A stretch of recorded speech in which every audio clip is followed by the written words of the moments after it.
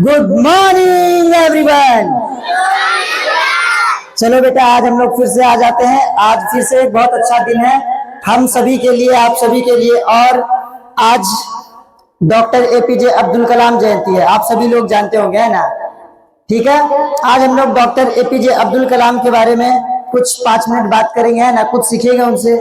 हालांकि उनके जीवन से सीखने के लिए तो बहुत सारी चीजें है ना जो हमें सीखनी चाहिए। उनका पूरा जीवन एक संघर्ष की कहानी है, जिसे हम लोग यहाँ पर सुनना बहुत मुश्किल है, क्योंकि हमको हमारे पास समय की कमी है। फिर भी मैं आप लोग को जानकारी जरूर दूंगा, है ना। सबसे पहले हम छोटा सा इंट्रोडक्शन जान लेते हैं, आखिर डॉक्टर एपीजे अब्दुल कलाम कौन थे। ठीक है, उनकी हमारे देश में क्या भूमिका थी और आखिर उनका क्या योगदान था, जिस कारण आज भी वो हमारे देश में बहुत फेमस और बहुत प्रचलित नेता के रूप में और साथ ही वैज्ञानिक के रूप में जाने जाते हैं ना बेटा। आप सभी लोग सुनिएगा ना कि जो हमारे डॉक्टर एपीजे अब्दुल कलाम यानी डॉक्टर अब्दुल जैनुलब्दीन पाकिर जो कलाम है, ठीक है, डॉक्टर एपीजे अब्दुल कलाम का जन्म 15 अक्टूबर 1931 में हुआ था, है ना, रामेश्वरम में। हालांकि वो जिस परिवार से बिलोंग करते थे वो मुस्लिम परिवार था और साथ ही मध्यम वर्ग परिवार था, किंतु जो भी उनकी शिक्षा दीक्षा हुई है ना, उन्होंने जो भी अपना बचपन बिताया वहां पर, उन्होंने बहुत सारी चीजें सीखी और उनके बचपन की बहुत सारी कहानी मिलती है जो आपको हमेशा अपने जीवन में उतारनी चाहिए।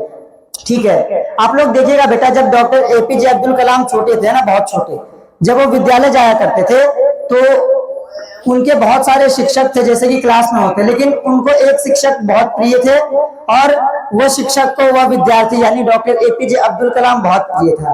अब ऐसा क्यों था भाई?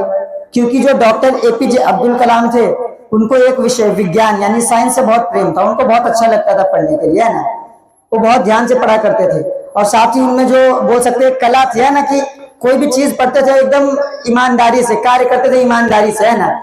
जिस कारण से जो उनके गुरुजी थे, है ना, उन्होंने उस बच्चे को बहुत पसंद किया कि हमारे क्लास में तो बहुत सारे विद्यार्थी हैं, लेकिन इस विद्यार्थी में आगे जाने की, है ना, आगे बढ़ने की और देश में, है ना, प्रमुख और मुख्य योगदान निभाने की एक तरह से बोल सकते हैं गुण है ना। तो बचपन से ही उनकी बहुत सारी कहानियां मिलती है ना जिससे हमको सीखनी चाहिए। लेकिन एक कहानी उनके बचपन की है बेटा कि जब वो छोटे थे, है ना, आप लोग ने अपनी किताबों में पढ़ा होगा, जब वो छोटे थे तब उनके जो गुरुजी थे ना वो हिंदू परिवार से बिलोंग करते थे और डॉक्टर एपीजे अब्दुल कलाम मुस्लिम परिवार से। और जैसा कि जो हिंदू परिवार के शिक्षक थे उनको कोई दिक्कत नहीं था, क्योंकि वो कोई भी धर्म का, है ना, सभी धर्म का सम्मान करते थे, किसी भी धर्म का विरोध नहीं करते थे। और डॉक्टर एपीजे अब्दुल कलाम जैसे जो बोल सकते हैं अच्छे विद्यार्थी के साथ तो कोई ऐसा कर भी नहीं सकता।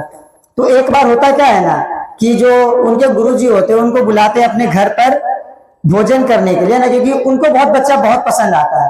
तो जो बच्चे किसी टीचर को पसंद आते हैं उनसे वो टीचर खुल के बात करते हैं ना, फ्रेंडली बात करते हैं, दोस्त की तरह, है ना।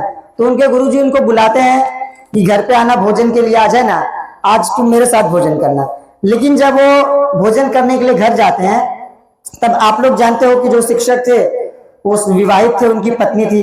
अब उनको बहुत खराब लगा कि ये हम हिंदू परिवार और यहाँ पर जो बच्चा आया है मुसलमान धर्म का, है ना, जो कि हमें पसंद नहीं है। तो उन्होंने जानते किया क्या बाद में, उस समय उन्होंने, है ना, अपने पति के साथ कुछ बकझक किया, थोड़ा सा मतलब गुस्सा किया, है ना। और साथ में उस समय जो डॉक्टर एपीजे अब्दुल कलाम थे वो सुन रहे थे, देख रहे थे। उनको उस समय बहुत खराब लगा कि मेरे वजह से दोनों के बीच में ऐसा हुआ या फिर जो कुछ भी, है ना। तो उस दिन तो वो भोजन कर लिए फिर चले गए ना।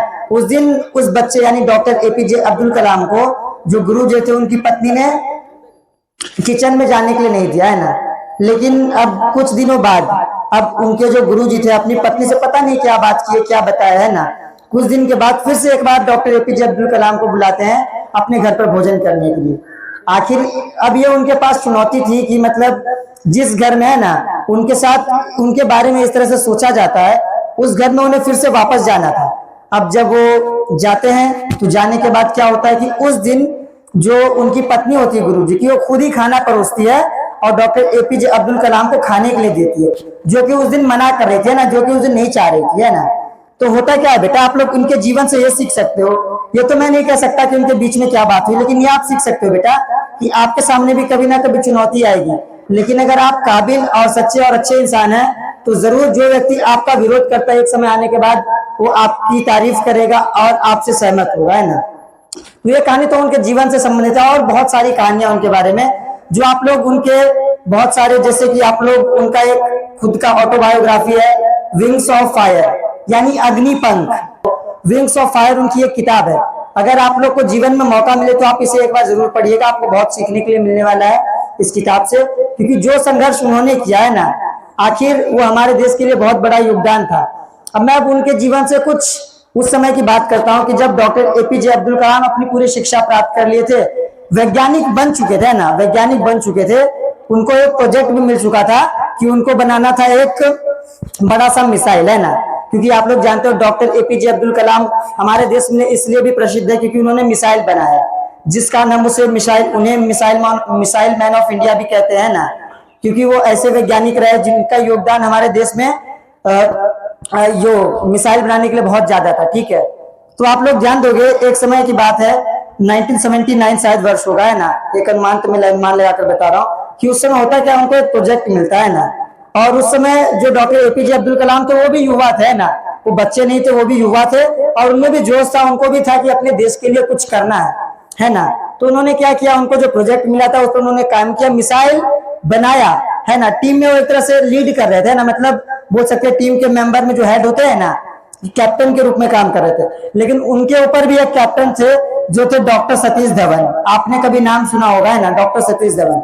अब उनका भी उनके जीवन में बहुत बड़ा योगदान है कि होता क्या है कि जब पहली बार मिसाइल बनाते डॉक्टर एपीजे अब्दुल कलाम, अब कोई भी मिसाइल बनता है जब देश के लिए बन रहा है तो उसमें बहुत सारा पैसा लगता है ना, और लोगों की आशाएं लगती है और पूरी दुनिया देखती है कि जब आप लोग कोई मिसाइल लॉन्च करने वाले हो तो पूरी दुनिया की जो मीडिया होती है आपको कवरेज में लाते हैं ना, आपका वीडियो बनाते, फोटो बनाते कि आप सफल हुए कि नहीं हुए।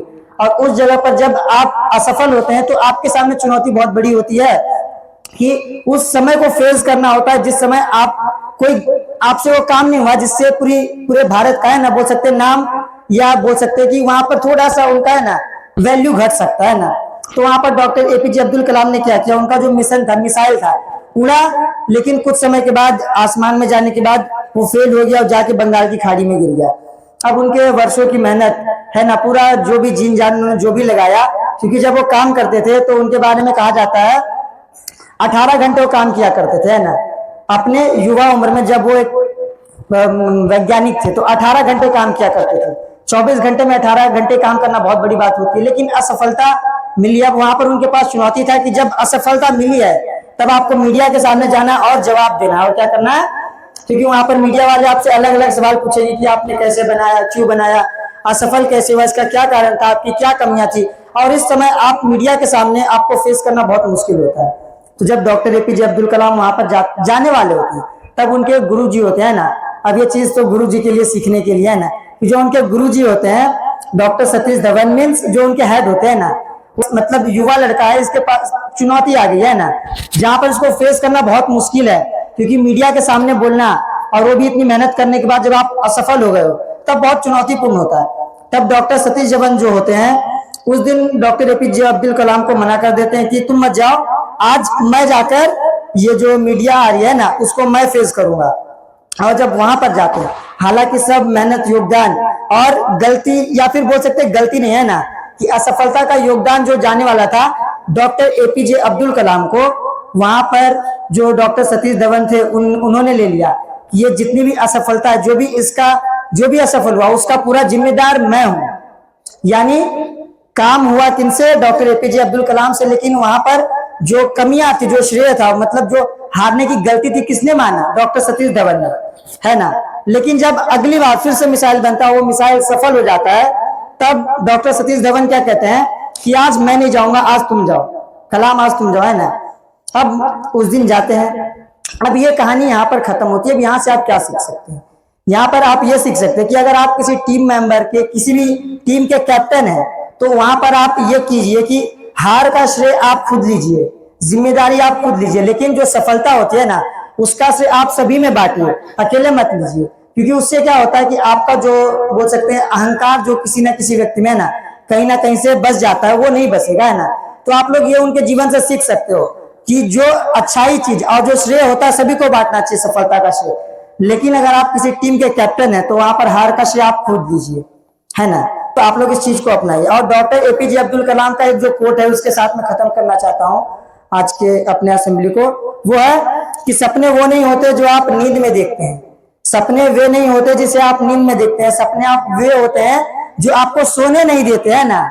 नींद में तो हम लोग सपना हो सकता है देखते हैं ना, तो लेकिन असली सपना क्या होता है? असली सपना वो होता है जो आप लोग को सोने नहीं देता, आप लोग को रात को भी जगा कर रखता है, आपको अपने काम के लिए ना हमेशा जागरूक रखता है और साथ ही आपके अंदर एनर्जी बना कर रखता है। Thank you.